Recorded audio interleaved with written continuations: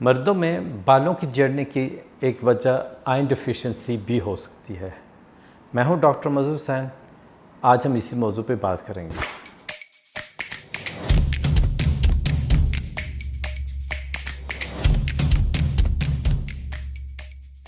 क्या आप जानते हैं कि आयरन डिफिशिएंसी की वजह से मर्दों में हेयर लॉस हो सकता है? अगर नहीं तो ये वीडियो आप ज़रूर देखिएगा। मैं हूं डॉक्टर मजहर हुसैन। आज का मौजू है hair loss in men caused by iron deficiency. Iron deficiency दुनिया में सबसे आम न्यूट्रिशन डिफिशिएंसी पाई जाती है और इसके कई वजूहत हैं। और बालों के हवाले से अगर हम देखें तो ये काफ़ी हद तक जो जेनेटिक एलोपेशिया होता है या जेनेटिक हेयर लॉस होता है जो फैमिलीज़ में पाया जाता है, उसकी तरह काफ़ी लगता है, दिखने में वही हेयर लॉस लगता है जिस तरह नॉर्मल हेयर लॉस होता है फैमिलीज़ में पाया जाता है, या जिस तरह औरतों में हेयर लॉस पाया जाता है जिसको हम कहते हैं मेल पैटर्न बोल्डनेस या फीमेल पैटर्न बोल्डनेस। इसके साथ साथ आयरन डिफिशिएंसी की वजह से बाल सफ़ेद भी हो सकते हैं। प्रीमेच्योरली यानी यंग एज में बालों का सफ़ेद होना, ये भी आयरन डिफिशिएंसी की एक अलामत हो सकती है। स्किन का पेल हो जाना, नाखूनों का कमज़ोर होना, हाथों का ठंडा होना, पाँव का ठंडा होना, रेस्टलेस लेग्स हो सकते हैं। इसके अलावा आपकी हार्ट बीट भी तेज़ हो सकती है। कुछ पेशेंट्स को अजीबोगरीब क्रेविंग शुरू हो जाती हैं, यानी आइस की क्रेविंग तो शायद इतनी अजब नहीं है, लेकिन इसके साथ साथ डर्ट और क्ले की भी क्रेविंग्स हो सकती हैं। शायद कुदरत ने एक ऐसा निज़ाम बनाया हुआ कि अगर आपको आयरन डिफिशिएंसी है तो आप इसलिए वो आप में क्रेविंग्स आ रही हैं कि आपकी वो आयरन की कमी इसी तरह पूरी हो जाए। अच्छा, जो लोग वेजिटेरियन हैं उनमें उनकी आयरन की अब्जॉर्प्शन बॉडी से वो निस्बतन कम होती है और उनको चाहिए अपनी खुराक में आयरन की मिकदार को ज़्यादा रखें। हमने एक अलग वीडियो बनाई है आयरन डिफिशिएंसी औरतों पे हमने बनाई है। औरतों को पीरियड्स की वजह से, प्रेगनेंसी या ब्रेस्ट फीडिंग की वजह से उनमें आयरन डिफिशिएंसी ज़्यादा पाई जाती है। मर्दों में और वजूहत होते हैं ऑब्वियसली, और उसमें एक वजह ये हो सकती है कि मर्द अगर फ़िज़िकली ज़्यादा एक्टिव हैं, ज़्यादा एक्सरसाइज करते हैं या मुशक्क़त वाला काम करते हैं, तो हो सकता है वो अपनी खुराक में इतनी आयरन नहीं ले पा रहे कि उनकी आयरन की ज़रूरत पूरी हो सकती है। फ्रीक्वेंट नोज़ ब्लीड्स से भी खून इतना बह सकता है कि आयरन की कमी हो सकती है। और इसके अलावा अगर आपको विटामिन सी की डिफिशिएंसी की वजह से आयरन की अब्जॉर्प्शन भी कम होती है। और जैसे मैंने कहा कि वेजिटेरियंस में भी आयरन डिफिशिएंसी ज़्यादा आम पाई जाती है, चूँकि उनकी जो अब्जॉर्प्शन है आयरन की खुराक से, जो उसका निकालना और इसको अब्जॉर्ब करना बॉडी में, वो जो मैकेनिज़्म है वो अफेक्टेड होता है जब आप सिर्फ वेजिटेरियन फूड लेते हैं। तो वेजिटेरियंस को चाहिए तकरीबन नॉन वेजिटेरियंस के मुकाबले में 2 गुना ज़्यादा आयरन अपनी खुराक में रखें।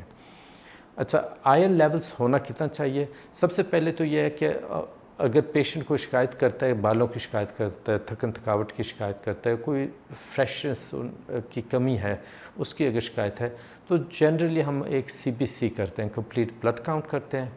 कंप्लीट ब्लड काउंट में कुछ हमें ऐसे इंडिकेशंस मिलते हैं कि शायद इस पेशेंट को आयरन की डिफिशिएंसी है। फिर आगे आयरन का लेवल चेक किया जाता है, फेरेटिन का लेवल चेक किया जाता है। अब फेरेटिन जो है वो है आयरन की स्टोरेज।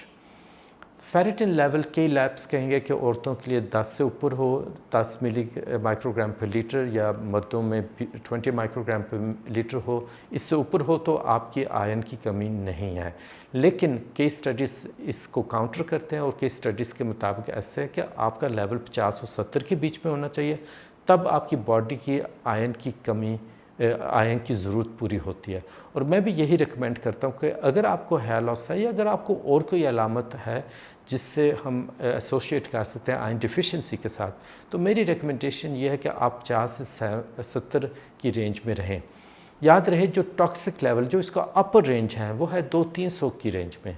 यानी इवन अगर आप 50 और 70 के बीच में आपने अपना फेरेटिन लेवल आप ले आए हैं, तो भी इंशाल्लाह आपके लिए वो लेवल हाई नहीं होगा, सिर्फ एक मुनासिब लेवल होगा, जिससे इंशाल्लाह आपकी बॉडी में कोई आयरन की कमी नहीं होगी।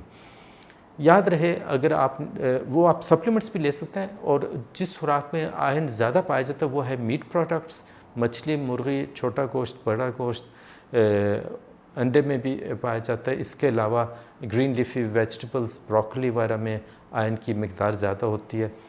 विटामिन सी की अगर कमी हो तो आयरन की अब्जॉर्प्शन भी कम हो जाती है। तो विटामिन सी आपको मिलती है जो bright colourful fruits and vegetables हैं, मसलन आम हो गया, कीवी हो गया, ऑरेंजेस वगैरह हो गया, पाइनएप्पल्स, जो रंगदार फ्रूट्स और वेजिटेबल्स हैं उनमें विटामिन सी की मकदार ज़्यादा होती है। विटामिन सी जो है आपको आयरन की अब्जॉर्प्शन में मदद करेगी। मेरी रिकमेंडेशन ये है कि अगर आप हेयर लॉस के शिकार हैं तो आप अपना फेरेटिन लेवल और आयरन लेवल ज़रूर चेक करें। अगर आपका फेरेटिन लेवल और आयरन लेवल 50-70 के रेंज में नहीं है तो आपको सप्लीमेंट्स लेने होंगे। ख़ुसूसी तौर पर अगर आपका hair loss male pattern baldness को मिमिक कर रहा है या फीमेल पैटर्न बोल्डनेस की तरह नज़र आ रहा है, तो उस सूरत में ऐन मुमकिन है कि ये आयरन डिफिशिएंसी की वजह से है। अगर आपको बालचार है या एलोपेसिया अरेटा है जो कि एक ऑटोइम्यून डिसीज़ है, तो हमारे पास इतना ठोस एविडेंस नहीं है कि इसमें आयरन का कोई ख़ास किरदार है। लेकिन फिर भी अगर आपका लेवल आयरन फेरेटिन लेवल आपका लो आ रहा है तो आपको ज़रूर फेरेटिन आयरन लेनी चाहिए ताकि आपका आयरन फेरेटिन लेवल जो है 50-70 की रेंज में आ जाए। अच्छा, फाइनली अगर आपके बाल प्रीमेच्योर वाइट हो रहे हैं या ग्रे हो रहे हैं, यंग उम्र में आपके बाल सफ़ेद होते जा रहे हैं, तो अगेन जैसे मैंने अलामतों में भी ज़िक्र किया, तो ये एक आयरन डिफिशिएंसी की अलामत हो सकती है। तो आप अपना आयरन लेवल ज़रूर चेक करवाएं और अगर कम है तो फेरेटिन आप 50-70 की रेंज में लेकर आएँ। ये थी हमारी वीडियो आयरन डिफिशिएंसी पे और हेयर लॉस इन मेन। अगर आपको लगता है कि आपके बाल झड़ रहे हैं, अगर आपको लगता है कि शायद आपको आयरन डिफिशिएंसी या कोई और ऐसी अलामत है जिसकी वजह से आपके बाल कमज़ोर हो रहे हैं, तो आप हमसे रब्ता ज़रूर कर सकते हैं। हम ऑनलाइन कंसल्टेशंस भी करते हैं, लाइव कंसल्टेशंस भी करते हैं। हमारी क्लिनिक्स हैं इस्लामाबाद, ओस्लो, कोपेनहेगन और लंदन में, और बल्कि नॉटिंघम में भी हैं। तो अगर आपको कोई मशवरा चाहिए और हमारी गाइडेंस चाहिए तो आप हमसे रब्ता कर सकते हैं। लिंक में आपको हमारे तमाम कॉन्टैक्ट इन्फॉर्मेशन मिलेगी, फ़ोन नंबर्स मिलेंगे, व्हाट्सएप नंबर्स मिलेंगे, ईमेल हमारी आपको मिलेगी। तो आप हमसे रब्ता करें, इंशाल्लाह हम आपको गाइड करेंगे। Do subscribe to our channel, click the notification bell so that you're updated with our newest videos, and do share this videos with your friends and family.